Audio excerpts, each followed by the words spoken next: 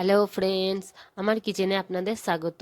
আজকে আমি এই ভিডিওটাতে টমেটো চাটনি রেসিপি আপনাদের সাথে শেয়ার করব। তবে দেরি না করে চলুন ভিডিওটা শুরু করি।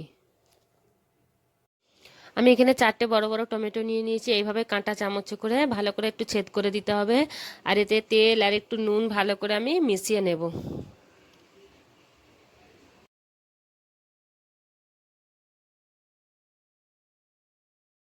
এইভাবে একটা গ্যাসের ওপরে জালি রেখে দিয়ে আমি টমেটোগুলো দিয়ে দিয়েছি।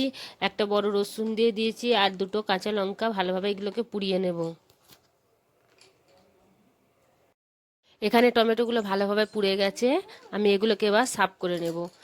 এখানে আমি টমেটোগুলো সাফ করে নিয়েছি। আর আমি সব রসুনটা ব্যবহার করছি না, অল্প একটু রসুন নিয়েছি, কেননা রসুনে ঝাল হয়ে যাবে বেশি, ওই জন্য।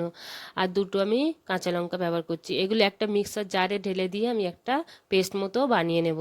এতে একটু দেবো স্বাদ অনুযায়ী লবণ, আর একটু সর্ষের তেল আমি এতে দিয়ে দেবো।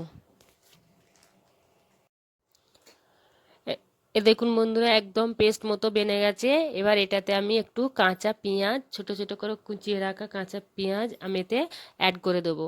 আপনারা চাইলে ধনেপাতাও ব্যবহার করতে পারেন, তবে আমি ধনেপাতা দেবো না। এখানে আমি কাঁচা পেঁয়াজ দিয়ে ভালো করে এটাকে মিক্স করে নেব। আমাদের চাটনি একদম রেডি।